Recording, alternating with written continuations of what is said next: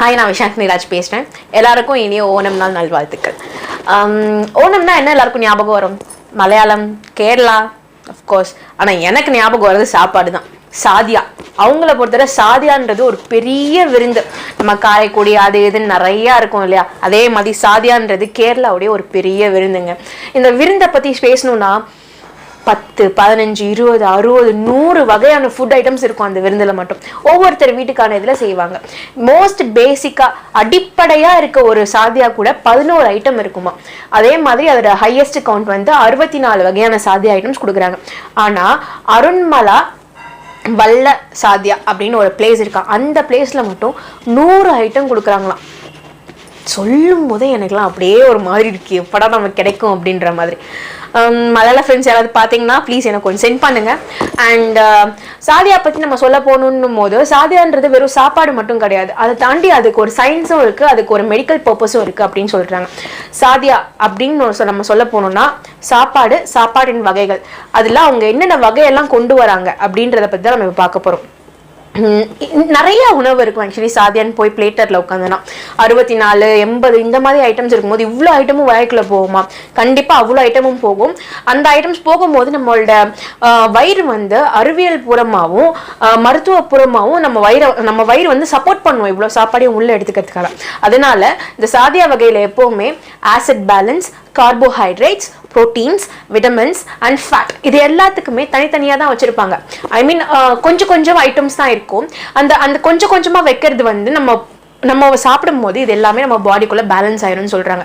அதாவது இன்டைஜஷன் ப்ராப்ளம் வராது, கேஸ்ட்ரைட்டிஸ் வராது, எதுவுமே வராது. ஆனால் நல்ல டேஸ்ட்டும் சாப்பாடும் நல்லா சாப்பிட்லாம். அதுதான் சாதியாவை பொறுத்தவரை. மருத்துவ குணம் அதிகமாக இருக்கும். இந்த சாதியா ஃபஸ்ட்டு ஸ்டார்ட் பண்ணுறது எதில் தெரியுமா? வாழை இலை. வாழை இலை எப்படி போட்டு இப்படி அடித்து ஸ்டார்ட் பண்ணால் எப்படி இருக்கும்?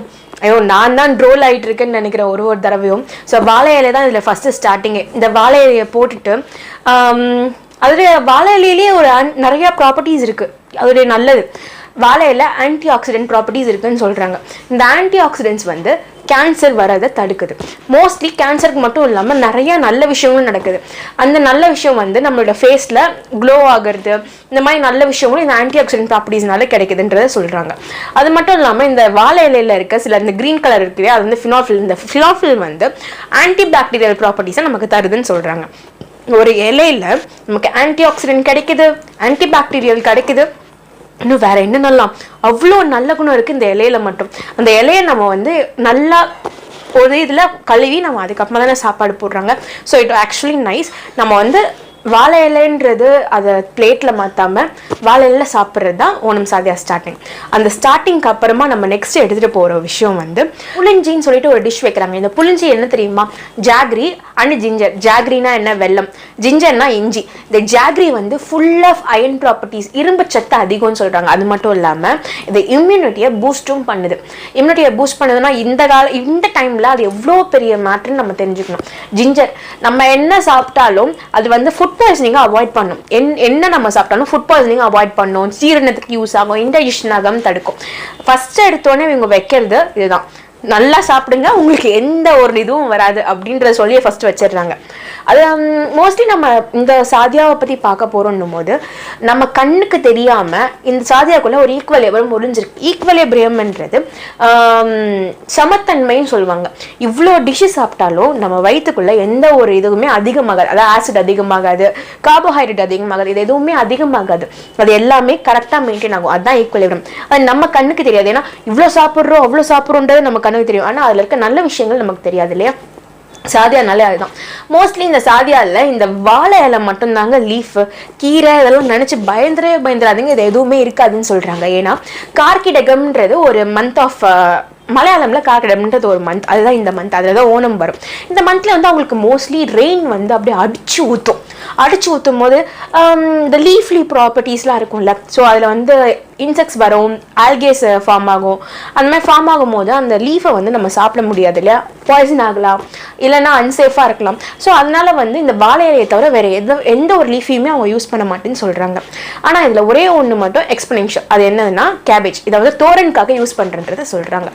இந்த சாதியா ஸ்டார்டிங் வந்து நான் சொன்னேன் இல்லையா, புளிஞ்சியில் ஸ்டார்ட் பண்ணுறாங்கன்ட்டு.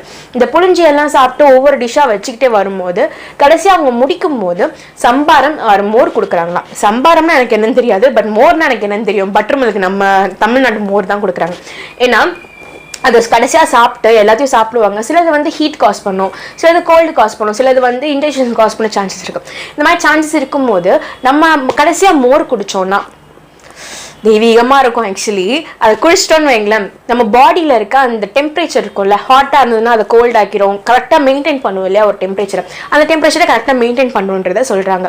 இதுக்கப்புறமா வந்து பிக்கிள்ஸ் சாப்பிடுவாங்களாம். கடைசியாக நான் வந்து ஸ்டார்ட் பண்ணுறது வாழை இலையிலேருந்து பிழிஞ்சிலேருந்து நான் ஸ்டார்ட் பண்ணுறேன்னா, நான் முடிக்கிறது வந்து கடைசியாக வந்து பிக்கிளில் தான் முடிப்பேன். அதாவது ஊறுகாய் தான் பிக்கிள், அதில் தான் முடிப்பேன்னு சொல்கிறாங்க. ஏன்னா பாயசம் வந்து குடிச்சிட்டோன்னு வைங்களேன், நமக்கே இந்த ஸ்வீட் வந்து லைட்டாக திகட்டுற மாதிரி ஒரு ஃபீல் இருக்கும் தெரியுமா, க்ரீஸியாக இருக்கும். அந்த மாதிரி ஃபீலிங்க்கு வந்து கடைசியாக பிக்கிள் கொடுத்தாங்கன்னா அந்த டேஸ்ட்டை வந்து மேட்ச் பண்ணிடும். Starting to ending first sweet, கடைசியாக முடிக்கிறது புளியும் காரத்துலையும். அந்த டேஸ்ட் லிஸ்ட்டை பாருங்கள், அதை பார்த்தாலே தெரியும் அதோட லிஸ்ட் எப்படி வருதுன்றது. அதில் ஐயோ உங்களுக்கு சொல்ல நான் தான் ட்ரோல் ஆகிக்கிட்டே இருக்கேன்னு நினைக்கிறேன். எனக்கு அவ்வளோ இதுவாக இருக்குது அந்த சாதியாவை பேசும்போது. ஃபஸ்ட்டு நம்ம ஸ்டார்ட் பண்ணுறது அந்த புளிஞ்சின்னு தானே சொன்னேன். அது நம்ம வயிறை போய் ஃபஸ்ட்டு சூட் பண்ணிடும். சூட் பண்ணோம்னா அந்த சர்ஃபேஸ் ஆசிட் இருக்கு இல்லையா, அந்த ஆசிட் ரிஃப்ளெக்ஸை வந்து மொத்தமாக அப்படியே ஒரு கோட்டிங் மாதிரி கொடுத்துரும். அப்போ வந்து அந்த ஆசிட் திருப்பி நமக்கு வெளியவே வராது, நல்லா நம்ம சாப்பிட்டது உள்ளே இருக்கும்னு சொல்கிறாங்க. அந்த கடைசி நம்ம சாப்பிட்ற பிக்கிள் வந்து நம்ம சாப்பிட்டுக்கிற க்ரீசினஸ், அந்த எண்ணெய் தன்மை, இது எல்லாத்தையுமே அப்படியே எடுத்துரும். கேரளாவை பொறுத்தவரை மதத்தன்மை அப்படின்ற ஒன்று இந்த ஓணம் ஃபேஸில் மட்டும் இருக்கவே இருக்காது. இந்த ஓணம் விருந்து சாதியான்னு சொல்கிறோம் இல்லையா, அதில் மட்டும் இருக்கவே இருக்காதாம். அவங்க வந்து இந்த சாதியா ப்ரிப்பேர் பண்ணுறதுல ஒரு பெரிய ப்ரைடையும் ஹானரையும் எடுத்துக்கிறாங்க. அவங்களுடைய முறைப்படி சாதியா நம்ம எல்லாப்படியும் ரொம்ப பேசிடுவோம். ஆனால் சாதியான்னு வரும்போது நம்ம எல்லாருக்குமே போகிறது வந்து கேரளா அந்த இதுதான். அவங்க இதில் எடுக்கிற ப்ரைட் வந்து அவங்க அந்த பிளேஸில் இருக்க ஒரு சேயிங்ஸ், அதாவது பழமொழி வந்து எப்படி சொல்லுவாங்கன்னா, காணம் விட்டு போனாலும் ஓணம் உண்ணணும் அப்படின்னு சொல்லுவாங்களாம்.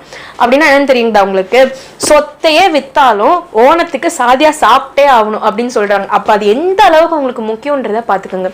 சாதியாவில் இவ்வளோ சயின்ஸ் இருக்குன்னு எனக்கு இப்போதான் தெரியுங்க.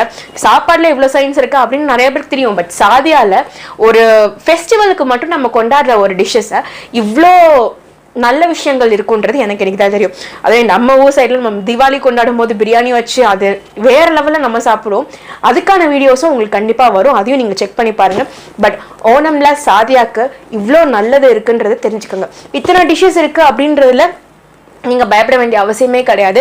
உங்களுடைய வயிறு அது எல்லாத்தையும் ஏற்றுக்கிற மாதிரி தான் அவங்களோட டிஷ்ஷஸ் எல்லாமே இருக்கும். அவங்களோட மட்டரிசியிலேருந்து அந்த பாயாசம்ல வர எல்லாமே அவுட்ஸ்டாண்டிங்காக இருக்கும். நீங்கள் கேரளைட்டியாக இருந்தீங்கன்னா ப்ளீஸ் எங்களுக்கும் கொஞ்சம் கொடுங்க. அண்ட் தமிழியன்ஸாக இருந்தீங்கன்னா ஏதாவது ஒரு பிளேஸில் டேஸ்ட் பண்ணி பாருங்கள். தேங்க்யூ. இன்னைக்கான என்னோட வீடியோ உங்களுக்கு பிடிச்சிருக்கும்னு நான் நினைக்கிறேன். என் வீடியோ பிடிச்சிருந்தா லைக் பண்ணுங்கள், ஷேர் பண்ணுங்கள், அண்ட் கமெண்ட் பண்ணுங்கள், அண்ட் நோட்டிஃபை பட்டனை கிளிக் பண்ணுங்கள். I hope you like my videos. Thank you. Happy Onam once again.